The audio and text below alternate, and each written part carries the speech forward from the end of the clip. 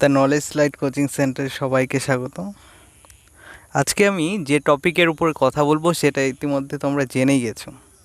তো আজকে আমি কথা বলবো যে আমরা ঠিক কী কী কারণে স্পোকেন ইংলিশে কাঁচা।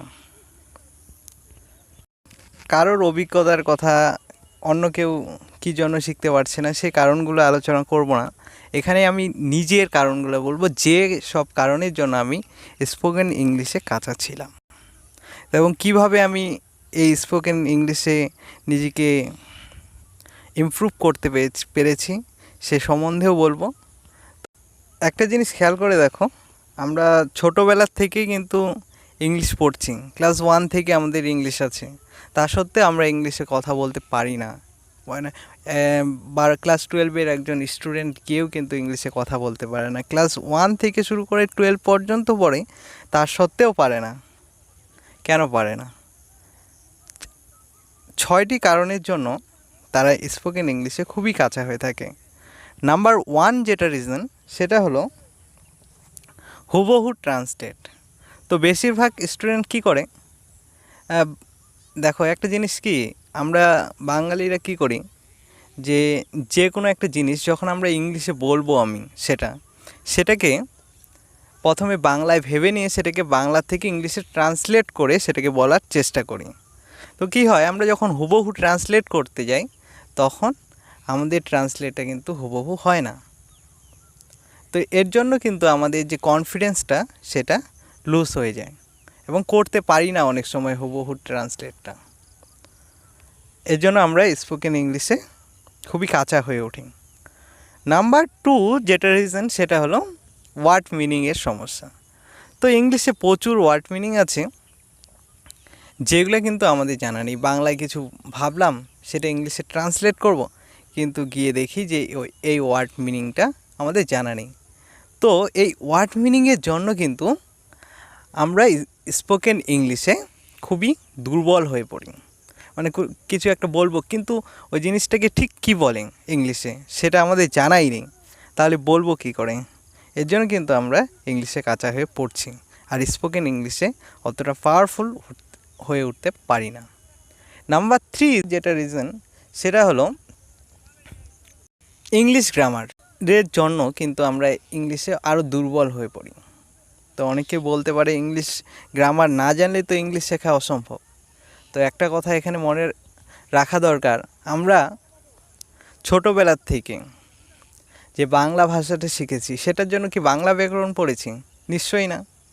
তো যারা ইংরেজিতে কথা বলে যেসব ছেলেগুলো, মানে ছোটোবেলার থেকে, তারা কি ইংলিশ গ্রামার পড়ে ইংলিশ শিখেছে? মোটেও না। তো আমরা যখনই ইংলিশ গ্রামার ধরে ধরে ইংলিশ শিখতে যাই তখন কি হয় আমাদের সমস্যাটা, ইংলিশ গ্রামারের এত রুলস আমাদের মাথার মধ্যে ঘোরপাক খেতে থাকে। তো রুলসের মধ্যে আমাদের মানে কনফিডেন্স যে আছে সেটা লুজ হয়ে যায়। কীভাবে? কোনো একটা রুলস আমার পড়ছিলাম ইংলিশ গ্রামারে, তো সেই অনুযায়ী আমি ট্রান্সলেট করতে গেলাম, গিয়ে দেখি যে না, হচ্ছে না, হুবহু হচ্ছে না, একটু আলাদা হয়ে যাচ্ছে। আর এত রুলস ইংলিশ গ্রামারে সেটা কিন্তু মনে রাখাও সম্ভব না। এর জন্য কিন্তু ইংলিশ গ্রামার অনুযায়ী যদি তুমি শিখতে চাও ইংলিশটা, তাহলে কিন্তু সম্ভব না। একবার একটা কথা ভেবে দেখো, যারা ইংলিশ মিডিয়ামে পড়ে ওরা কতটা জানে ইংলিশ গ্রামার, তা সত্ত্বেও কিন্তু তারা ইংলিশে কথা বলতে পারছে। এর কারণ কি? কারণ তারা ইংলিশ গ্রামারটাকে বেশি ফোকাস দিচ্ছে না, তারা কথা বলার দিকে ধ্যান দিচ্ছে। পরের পয়েন্ট হচ্ছে, যে কারণে আমরা ইংলিশে কথা বলতে পারি না সেটা হলো প্র্যাকটিসের অভাব। তো আমাদের ক্ষেত্রে কি দেখা যায়, যে আমরা ইংলিশ গ্রামার বই পড়লাম, ওয়ার্ড মিনিংও জানা আছে, কিন্তু প্র্যাকটিস করার মানুষ পাচ্ছি না। তো আমি যদি প্র্যাকটিস না করি তাহলে কিন্তু ইংলিশটা শেখা সম্ভব হয়ে উঠবে না। তো ইংলিশ শুধু শিখলেই হবে না, সেটা প্র্যাকটিস করতে হবে। মনে করো তুমি মুভি, সিনেমা বা কোনো টিচার, বই পড়ে নানান জায়গা থেকে ইংলিশ ভাষাটা শিখলে কিন্তু তুমি অ্যাপ্লাই করছো না। যতক্ষণ না অ্যাপ্লাই করছো ততক্ষণ কিন্তু হচ্ছে না, তোমার কিছুই শিখছো না, মানে কনফিডেন্স আসবে না। তো কি করতে হবে? শুধু শিখলে হবে না, সেটাকে প্র্যাকটিসও করতে হবে, তারপরেই কিন্তু তুমি ইংলিশে অনেক উন্নত হয়ে উঠবে। এরপরে যেটা রিজন সেটা হচ্ছে প্রোনাউন্সিয়েশন। তো কী হয় আমাদের, বিশেষ করে আমাদের বাঙালিদের মধ্যে কী হয়, ইংলিশে কথা বলতে গিয়ে কোনো একটা ইংলিশের প্রোনাউন্সিয়েশন সেটা মানে বললাম আমি একটা কোনো কিছু, তো আমার বন্ধু হয়তো বলতে পারে প্রোনাউন্সিয়েশনটা ঠিক হচ্ছে না। এর জন্য অনেক সময় কী হয়, নিজেদের মধ্যে যে কনফিডেন্সটা সেটা কমে যেতে থাকে, যে আমার কথা হয়তো প্রোনাউন্সিয়েশনটা ভুল হচ্ছে। তো এই প্রোনাউন্সিয়েশনের জন্য কিন্তু অনেকেই ইংলিশে ইমপ্রুভ হতে পারে না। তো ঠিক একই রকম সমস্যা আমারও ছিল। আমিও লজ্জা পেতাম, মনে হতো যে আমি কথাও যেন ভুল উচ্চারণ করছি। এর জন্য কিন্তু সহজে ইংলিশে কথা বলতে লজ্জা হতো বা বলতে চাইতাম না।